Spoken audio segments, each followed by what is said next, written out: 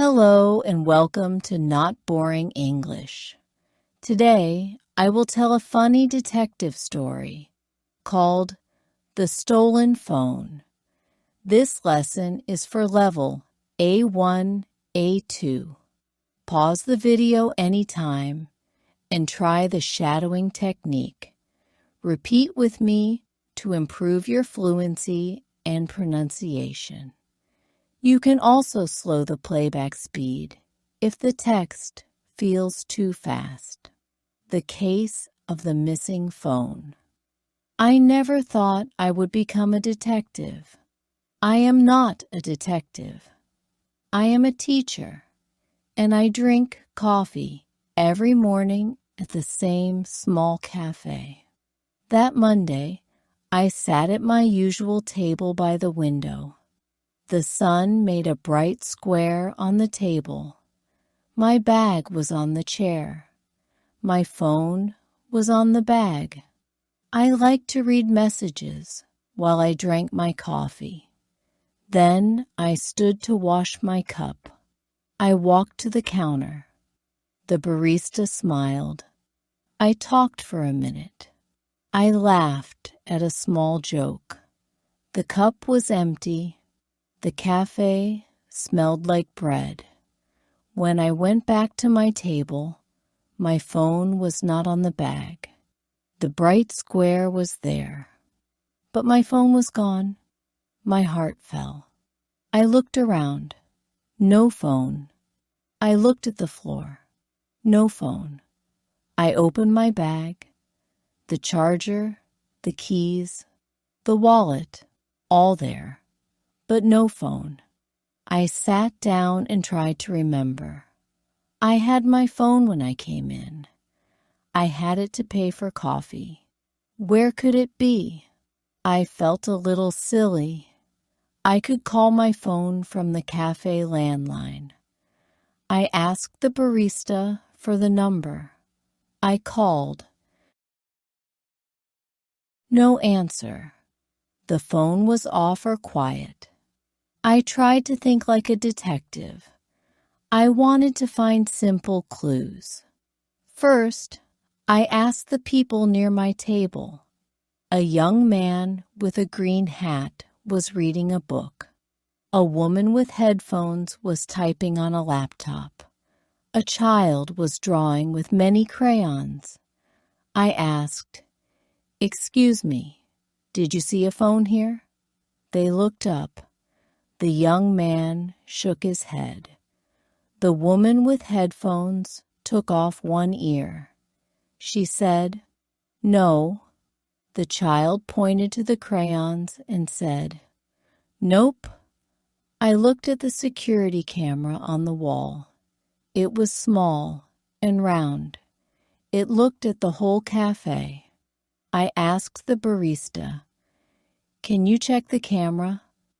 She was kind. She said, "I can try." She went to the counter and played the video. We watched the screen. I saw myself at the table. I saw the barista make coffee. I saw a man walk in.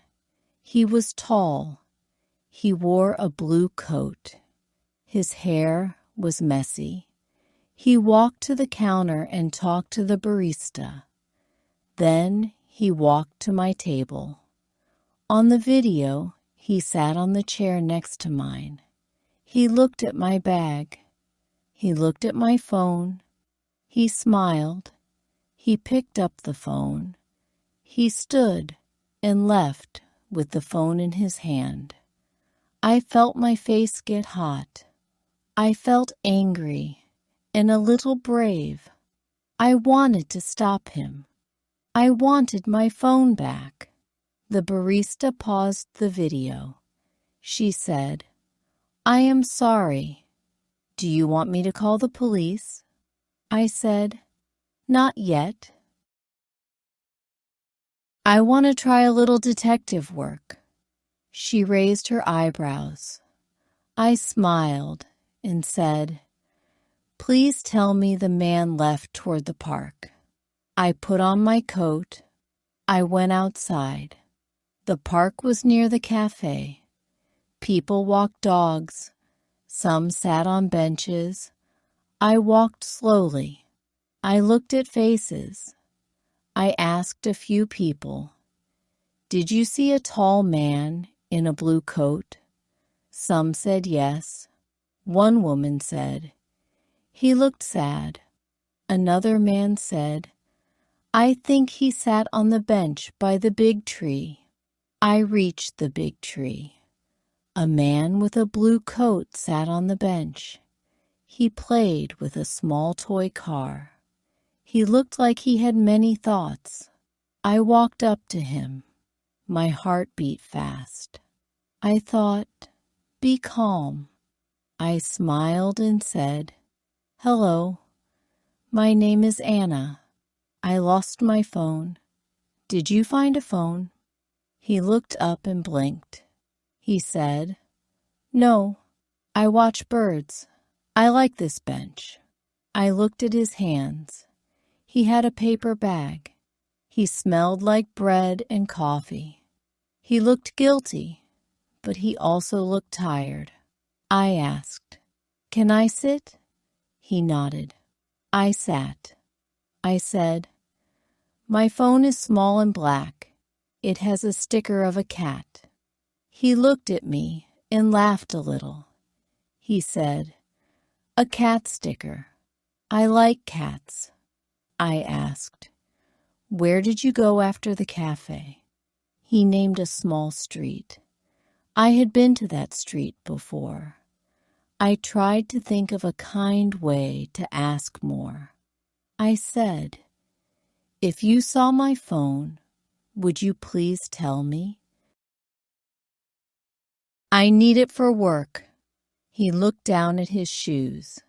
He opened his paper bag slowly. Inside the bag, I saw a small black shape. My heart jumped. It was my phone. My sticker was there. The man looked at the phone and then at me. He said, I found it on the table. I thought it was lost. I wanted to return it, but I had no money for the bus. I waited. I was nervous. I thought someone else might take it. I wanted to keep it safe." He looked sad. I felt a small wave of pity. In my head, I had called him a thief. Now he looked like a man who made a wrong choice. I said, "Thank you for keeping it safe. But why did you take it from the table?" He said, "I took it because I was afraid. I thought no one would return later. I wanted to find the owner, but then I was too shy to come back." I breathed out. He was honest. I felt a little better. I said, "You should give it to the barista next time, or keep it and tell the police. They will help." He nodded. I smiled. I took my phone. I opened it and saw all my messages. My face relaxed. My screen had a new message. "Did you find your phone?" The barista had sent it from the cafe phone. I laughed. I thought of calling the police, but then I thought, what will the police do? The man had my phone. He gave it back. He looked sorry. I decided to be kind. I said, "I will not call the police. Please promise me one thing." He said, "What?" I said, "Promise me you will bring lost things to the staff next time, or ask for help. Please promise." He promised. We talked for a few minutes. He told me his name. It was Tom. He had lost his job last month. He had little money. He wanted to help his family. I felt sad for him. I offered him a small job. I taught English. I said, "Come to my class. I teach in the evenings. You can work as my helper." He smiled wide. He said, "I would like that. Thank you." Back in the cafe, the barista hugged me. She said, "Good job, Anna." I smiled and felt proud. The cafe gave Tom a free sandwich. He ate and said, "Thank you." The day was warm. The sun was still bright on the table. At home that night, I thought about the day. I learned 3 things. First, stay calm. Panic makes the mind slow. Second, ask questions and be kind. People tell the truth when they feel safe. Third, a small kindness can change a life. I did not call the police. I found my phone. I also found a friend. The next week, Tom came to my class. He was a good helper. He learned to read a little faster.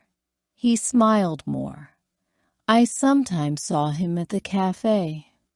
He always said hello and left a small coin for the tip jar. I thought of the cat sticker on my phone. It was a small thing, but it helped me see my phone from far away. A small detail can be very useful. This was the case of the missing phone. It was not a hard mystery. It was small and funny. But that day, I felt like a real detective. I wore a small smile in my chest, like a secret. The world is full of small stories. Some end in anger, some end in kindness. I like the kind ones. Comprehension. Questions. Now, I will ask a few simple questions about the story to check your understanding. 1. Where did I lose my phone? 2. Who had my phone and why did he take it? 3. What was my final decision about calling the police? Write your answers in the comments to practice your English writing. Thank you for listening to Not Boring English. Which small kindness did you like in the story? Tell me in the comments and subscribe for more stories and practice.